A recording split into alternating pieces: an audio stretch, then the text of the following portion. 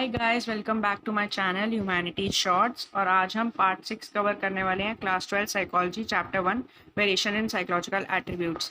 तो जिन्होंने भी अब तक चैनल को सब्सक्राइब नहीं करा वो चैनल को सब्सक्राइब कर लो और वीडियो को लाइक कर देना। और जिसने भी पार्ट 5 नहीं देखा वो देख लेना, मैंने कॉमेंट सेक्शन में लिंक डाल दिया है। तो चलिए बिना देरी शुरू करते हैं हम आगे का लेक्चर। तो आज का हमारा पहला टॉपिक है ट्रायर्किक थ्योरी ऑफ इंटेलिजेंस। ये रॉबर्ट स्टर्नबर्ग ने दी थी 1985 में। Robert Sternberg 1985 proposed the triarchic theory of intelligence. Sternberg views intelligence as the ability to adapt, to shape, and to select environment to accomplish one goals and those of one society and culture. तो मतलब Sternberg ने ये बोला था कि हमारी एक ability है जिससे हम अडेप्ट कर पाते हैं, शेप कर पाते हैं, सेलेक्ट कर पाते हैं अपने इन्वायरमेंट को, ताकि हम अपने खुद के गोल्स और दूसरों के गोल्स या फिर सोसाइटी के और कल्चर के हम अचीव कर पाएँ। तो मतलब ये इम्पॉर्टेंट है। ये आपको अगर स्कूल में क्वेश्चन आता है या बोर्ड एग्जाम में भी क्वेश्चन आता है ट्रायर्किक थ्योरी के ऊपर, तो आपको पहले इंट्रोडक्शन में ये वाली डेफिनेशन लिखनी है, उसके बाद आपको आगे स्टार्ट करना है। First is componential intelligence. Componential intelligence और analytical intelligence, it is also known as analytical intelligence. तो ये एमसीक्यू के लिए इम्पॉर्टेंट है। Analytical intelligence is the analysis of information to solve problems. मतलब इस एनालिटिकल का मतलब ये होता है कि आप किसी चीज़ का एनालिसिस कर रहे हो, तो इसमें एनालिसिस ऑफ इंफॉर्मेशन होता है जिससे हम प्रॉब्लम सॉल्व कर पाएँ। Person high on this ability think analytically and critically and succeed in schools. मतलब ये लोग बहुत ही ज़्यादा एनालिटिकली सोच सकते हैं, क्रिटिकली सोच सकते हैं और ये लोग बहुत ज़्यादा सक्सीड करते हैं स्कूल में। This intelligence has 3 components. इसमें 3 डिफरेंट कॉम्पोनेंट्स हैं। पहला है नॉलेज एक्विजिशन, जिसमें होता है learning ways of doing things. मतलब हम जिसमें स्टार्टिंग में चीज़ें सीख रहे होते हैं कि हमारे को कैसे करनी है। फॉर एग्जाम्पल, अगर हम एक एग्जाम्पल लें कि हमारे को प्रोजेक्ट बनाना है किसी चीज़ का, तो हम पहले उसके लिए पूरी इन्फॉर्मेशन ढूंढेंगे कि हमारे को करना कैसे है। हम लर्न करते हैं कि करना कैसे है हमारे को, ठीक है। सेकेंड होता है इसमें मेटा और हाई ऑर्डर कॉम्पोनेंट, जिसमें होता है प्लानिंग व्हाट टू डू और हाउ टू डू, जिसमें हम लोग ये प्लान करते हैं कि कैसे काम करना है, कितनी चीज़ लगेगी उसके अंदर, प्रोजेक्ट में कितने लोग चाहिए होंगे, तो उसके बारे में पूरी प्लानिंग करना। थर्ड होता है performance which involves actually doing thing, जिसमें हम लोग एक्चुअल में काम कर रहे होते हैं। परफॉर्मेंस का मतलब वो होता है, तो अगर आपने प्रोजेक्ट बनाया, पहले आपने इन्फॉर्मेशन ले ली, ठीक है, फिर उसके बाद आपने प्लान करा कि हम ऐसे बनाएंगे इसको, फिर उसके बाद जब आप परफॉर्म करोगे और बन जाएगा पूरा, उसे बोला जाता है performance. Next is experiential intelligence. It is also known as creative intelligence. It is very important for MCQ. Creative intelligence is involved in using past experiences creatively to solve novel problems. तो मतलब ये experiential intelligence में ये होता है कि हम अपने past experience का use करते हैं जिससे हम novel problems को solve कर पाए। Novel problems mean new problems. Person high on this aspect integrate different experiences in an original way to make new discoveries and inventions. तो भी इंसान इसके ऊपर हाई होता है एक्सपीरियंशियल इंटेलिजेंस के ऊपर, वो लोग अपनी सारी डिफरेंट एक्सपीरियंसेस को इकट्ठा करते हैं, इंटीग्रेट करते हैं, जिससे वो न्यू डिस्कवरीज और इन्वेंशंस बनाते हैं। Next is contextual intelligence. It is also known as practical intelligence. Involves the ability to deal with environmental demands encountered on daily basis. मतलब जितनी भी environmental demands होती हैं हमारे आसपास, उससे रिलेटेड एबिलिटी है जिससे हम डील कर पाए अपने एनवायरनमेंट के साथ। It may be called street smartness और बिजनेस सेंस। इसको हम स्ट्रीट स्मार्टनेस और बिजनेस सेंस भी बोलते हैं। Person high on this aspect easily adapt to their present environment और सिलेक्ट मोर फेवरेबल एनवायरनमेंट। मतलब जो भी इंसान इस कंटेक्चुअल इंटेलिजेंस पर हाई होता है वो बहुत ही ईजीली अपने प्रेजेंट एनवायरनमेंट में अडाप्ट कर लेता है या फिर सिलेक्ट करता है कोई favourable environment than the existing one और modify environment to fit their needs. तो मतलब अपनी ज़रूरतें पूरे करने के लिए और उनको मॉडिफाई भी करते हैं और अपने लिए फेवरेबल एनवायरनमेंट भी चूज़ करते हैं। Sternberg triarchic theory of intelligence represent the information processing approach to understand intelligence. मतलब ये इंफॉर्मेशन प्रोसेसिंग अप्रोच में एक थ्योरी है जिसको हम समझ सकते हैं इंटेलिजेंस को समझने के लिए। सो हमारी नेक्स्ट थ्योरी है planning, attention, arousal and simultaneous successive, which is known as PASS model. Model has been developed by J.P. Das, Jack Naglieri, Kirby in 1994. तो डेट 1994 और ये तीन लोगों के नाम बहुत ही ज़्यादा इंपॉर्टेंट है एमसीक्यू के बेसिस पे. According to this model, intellectual activity involves the interdependent functioning of three neurological systems called the functional units of brain.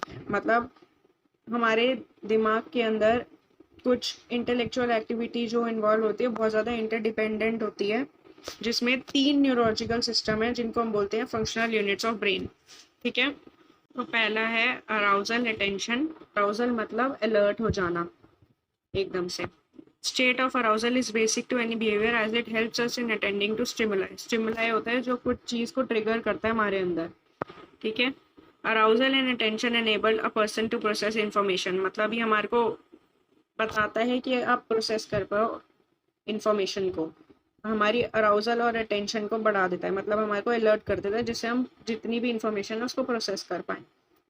An optimum level of arousal focuses on our attention to the relevant aspects of a problem. मतलब ये जो optimum level of arousal है, यानी कि कुछ level की जो alertness है वो focus करती है हमारी कुछ aspects के ऊपर जो कि problem को solve कर सकते हैं. Too much or too little arousal would interfere with the and with attention.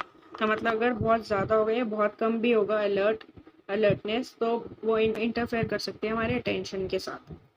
ठीक है, for example when you are told by your teacher about a test when he she plans to hold, it would arouse you to attend to specific chapters. मतलब आपको जब अगर किसी teacher ने बोला कि मंडे को हम टेस्ट लेंगे तो आपके दिमाग में अच्छा आ जाएगा कि हमारे को ये चैप्टर पढ़कर जाने क्योंकि टीचर ने बोला इसका टेस्ट लेना है. तो आपके वो जो अराउजल होगा, आपकी जो अटेंशन होगी वो अलर्ट हो जाएगी, अच्छा ठीक है मेरे को इसके ऊपर स्पेसिफिकली पढ़ना है. Arousal forces you to focus on your attention, reading, learning and revising the contents of a chapter. मतलब arousal जो होता है वो हमारे को बताता है, फोर्स करता है कि हमारे को फोकस करना चाहिए, अटेंशन देनी चाहिए रीडिंग, लर्निंग और revising concepts of the chapter, जिससे हमारे को याद हो जाए और हम अच्छा परफॉर्म कर पाए.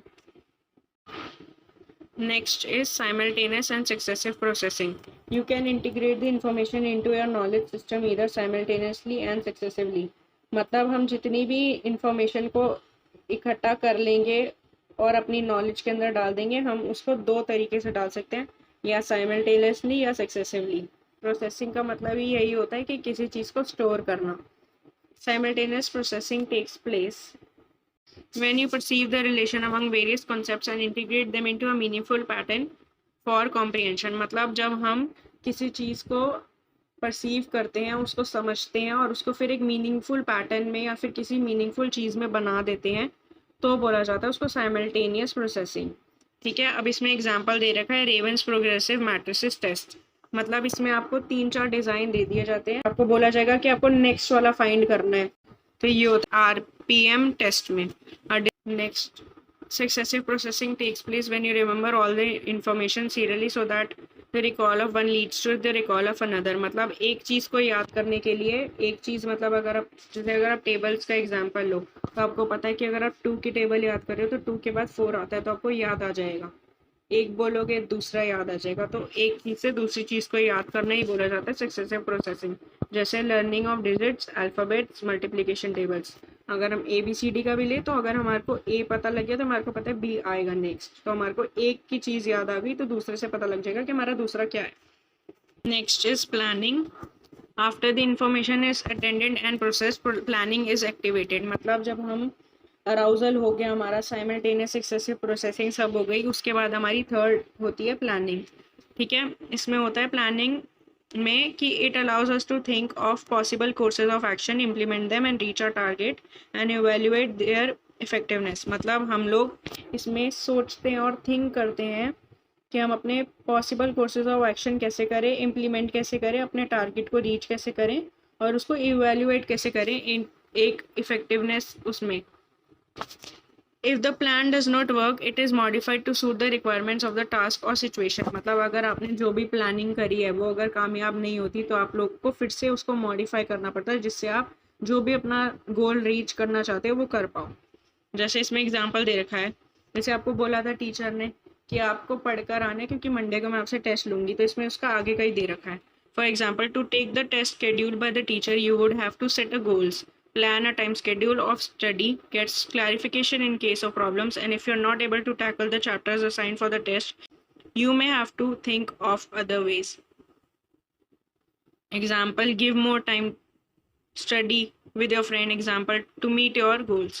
मतलब इसमें ये बता रहे हैं कि जो आपको टेस्ट शेड्यूल करा था टीचर ने, आपको उसके लिए कुछ प्लान करना पड़ेगा ताकि आप वो अचीव कर पाओ गोल को। जैसे कि अपना स्केड्यूल बनाना होगा, अपने चैप्टर को अच्छे से रिवाइज करना होगा, अपनी टाइम लिमिट थोड़ी बढ़ानी होगी जिससे हम लोग पढ़ाई अच्छे से कर पाएँ, अपने दोस्त के साथ स्टडी करो, ये सब चीज़ें तो प्लानिंग होगी और आपका फिर एक पूरा प्रॉपर जो आपने याद करा आप टेस्ट देकर आओगे तो आपकी परफॉर्मेंस अच्छी जाएगी इससे।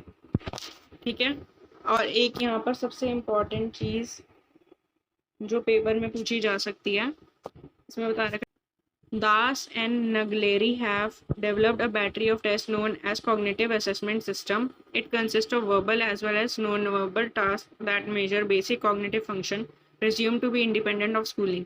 मतलब दास और नगलेरी ने ये डेवलप करे थे कुछ बैटरी ऑफ टेस्ट जिनको हम कॉग्निटिव असेसमेंट सिस्टम बोलते हैं। इसमें कुछ नॉन वर्बल और वर्बल टास्क हैं जो एक बेसिकली कॉग्निटिव फंक्शंस के बारे में जांच करता है या बताता है। कॉग्निटिव फंक्शन यानी कि दिमाग, मेमोरी से रिलेटेड चीज़ों के। The battery of test is meant for individual between 5 to 18 years. मतलब ये 5 से 18 साल के बच्चों के लिए है। बच्चे को अगर कोई कॉग्निटिव यानी दिमाग में, मेमोरी में कोई प्रॉब्लम है, दिमाग से रिलेटेड कोई भी प्रॉब्लम है तो उसके बारे में पता लग जाता है। या किसी को कोई लर्निंग की प्रॉब्लम है जो लर्न नहीं कर पाता चीज़ों को, तो उससे रिलेटेड हमारे को असेसमेंट के लिए ये टेस्ट है। आज की वीडियो यहीं तक थी, हम अपने नेक्स्ट लेक्चर में मिलेंगे। तब तक के लिए थैंक्स फॉर वॉचिंग।